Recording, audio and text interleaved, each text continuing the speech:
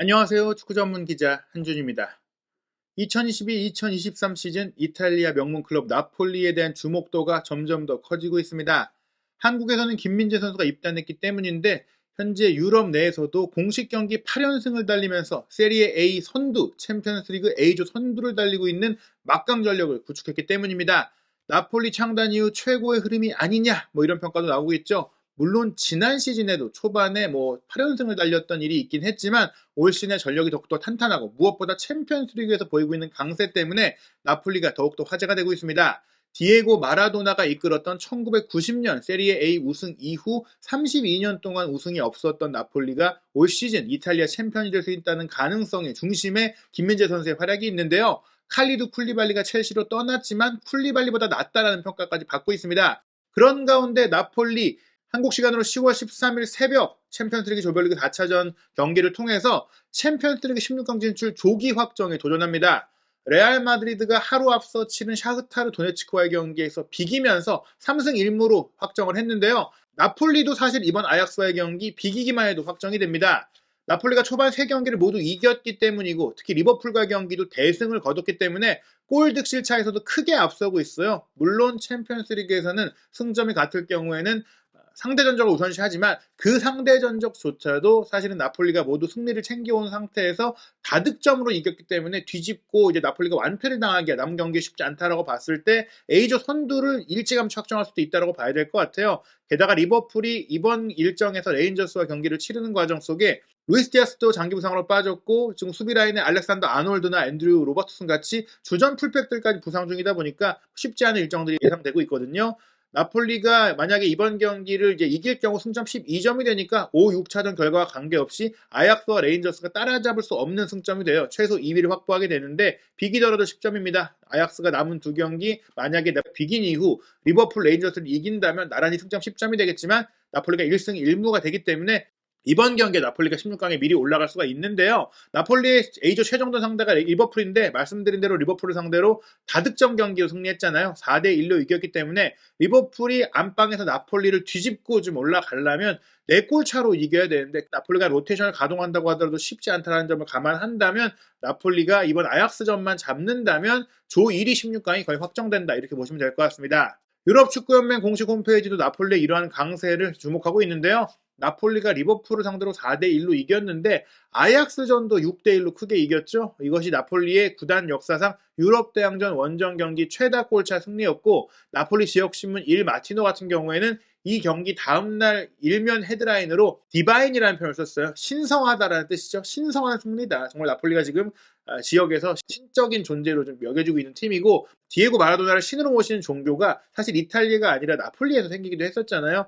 그런 상황 속에서 지금의 나폴리는 마라도나 시대 이후에 정말 최고의 흐름이다 볼 수 있겠는데요. 일단 김민재 선수도 잘하고 있지만 김민재 선수와 더불어서 지난 여름 이적 시장에 합류한 조지아 공격수 흐비차 크바라첼리아의 활약이 대단하죠. 이 선수가 아약스와의 경기를 앞두고 그래도 방심해서 안 된다고 했습니다. 아약스는 좋은 팀이고 좋은 선수들을 보유한 팀이다 라고 하면서 특히 챔피언스리그 진출을 이룬 팀 자체는 무조건 경기를 해야 된다는 말로 첫 번째 대결에 우리가 이겼지만 이번 경기도 우리가 쉽게 이길 거라고 생각해서 안 된다라고 했습니다. 그렇다고 하더라도 나폴리가 아약스전 승리 당시 기록으로 봤을 때는 개막 후 11연속 무패를 달리고 있기 때문에 지금 압도적인 이 상승세, 게다가 이제 지난 주말에 크레모넨세와의 세리에 A 경기까지 이기면서 최근 공식 경기 8연승을 달리고 있는 흐름을 보자면 나폴리가 이번 아약스와의 홈 경기도 질 가능성이 거의 없다 이렇게 볼 수가 있겠습니다.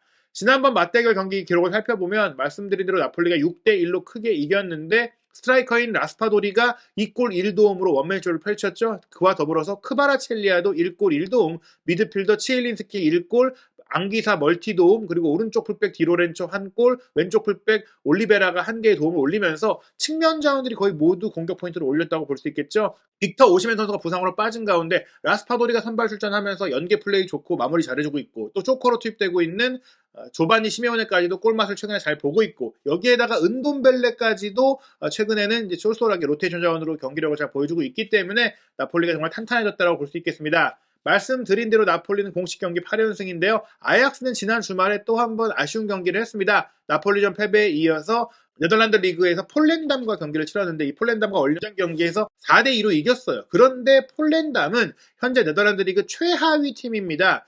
4대2로 이기긴 했지만 두 골을 실점한 것이 굉장히 아쉬운 기록이에요. 왜냐하면 폴란드함이 최근 경기에서 거의 골을 넣지 못하고 있었기 때문입니다.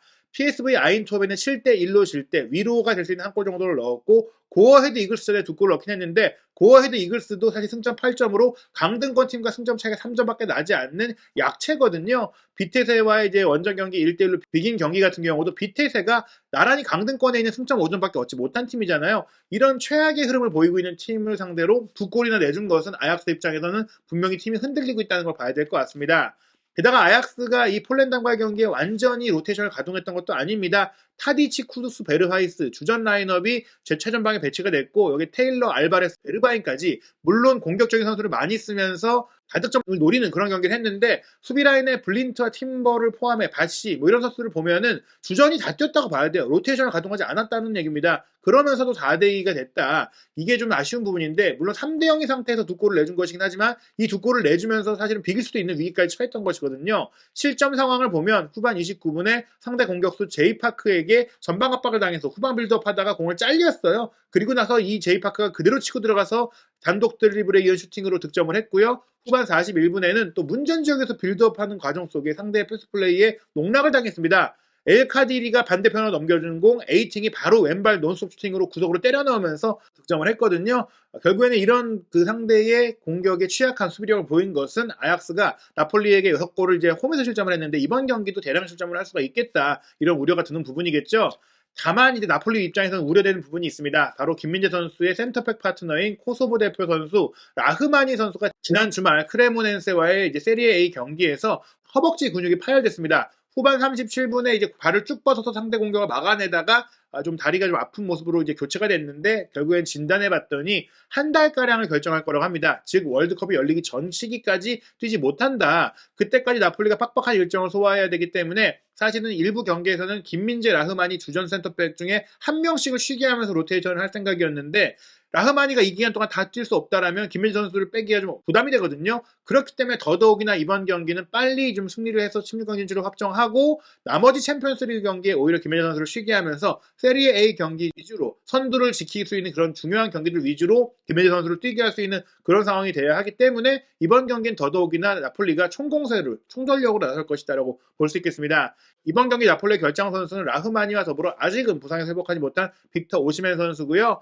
아약스 같은 경우에는 두산 타디치 선수가 이제 지난 나폴리와의 경기에서 경고 2회로 퇴장을 당했기 때문에 뛸 수가 없습니다. 그런 가운데 이번에 영입했던 수비수인 산체스와 카플란이 또 부상해서 회복을 하지 못한 상태입니다. 그런 가운데 양팀의 예상 선발 명단을 유럽 축구 연맹에서 내놓았는데요. 나폴리는 메렛 골키퍼가 골문 지키고 디 로렌초, 웨스티고르, 김민재, 마리오 후이의 포백을 예상했습니다. 웨스티고르 역시 지난 여름에 합류한 노르웨이 대표 센터백인데요. 김민재 선수와 비교했을 때 경험이 조금 떨어지고 빌드 없는 것도 좀 아쉬워요. 하지만 높이를 갖추고 있고 힘이 좋기 때문에 김민재 선수가 어떻게 본다면 커맨더 역할을 할 것 같아요. 지금까지 김민재 선수가 뛰쳐나가거나 부딪히거나 이런 역할들을 했는데 조금 웨스티고르를 조율해주면서 후방의 리더로서 후방에서 김민재 시프트가 더욱더 강화돼서 운영이 될 것으로 예상이 되는데 김민재 선수가 그런 역할을 얼마나 또 잘 보여줄지도 이번 아약스와의 경기에서 주목할 부분인 것 같고요. 미드필드 라인은 로보트카, 앙기사, 은돈벨레를 예상을 했어요. 시엘리스키를 조금 쉬게 해주면서 은돈벨레가 조금 공격적인 역할을 할 수 있도록 기용할 것이다. 공격 라인은 로사노, 시메오네, 크바라첼리아를 예상했는데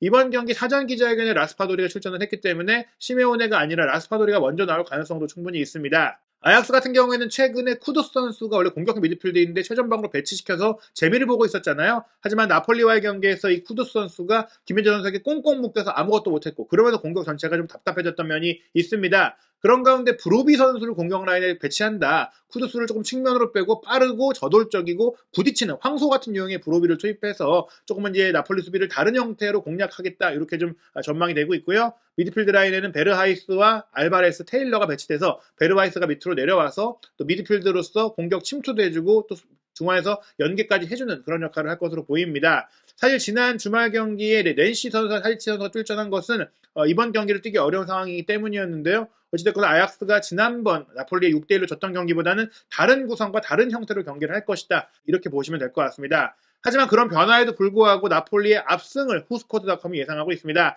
3대1로 이길 것이다. 홈이기 때문에 더 큰 승리를 기대할 수도 있겠지만 아약스가 이미 그렇게 큰 승리를 당한 가운데 또 한 번 그런 경기를 하지 않을 것 같아요. 일단 나폴리가 최근 몇 주간 모든 대회 8연승으로 절대적으로 센세이션한 선풍적인 활약을 펼치고 있다고 평가했는데요. 이 연승 과정에 그 아약스전 6대1 대승이 가장 큰 승리였습니다. 아약스가 홈에서 참패를 당한 가운데 폴렌담과의 지난 주말 리그 경기 4대2로 승리했는데 그 전 경기까지 4경기 연속 무승이었던 상황을 본다면 사실 폴렌담 네덜란드 최하위를 상대로 이긴 이 승리가 그렇게 의미 있느냐라고 보기는 좀 어려울 것 같습니다. 나폴리는 슈퍼 서브로서 올 시즌 좋은 활약을 했던 두잔 타디치가 징계를 결정하는 부분까지 포함할 경우 뎁스가 약해졌다고 볼 수 있기 때문에 나폴리가 이 경기에 충분히 공식전 9연승 달성할 수 있을 것이다라고 전망했습니다.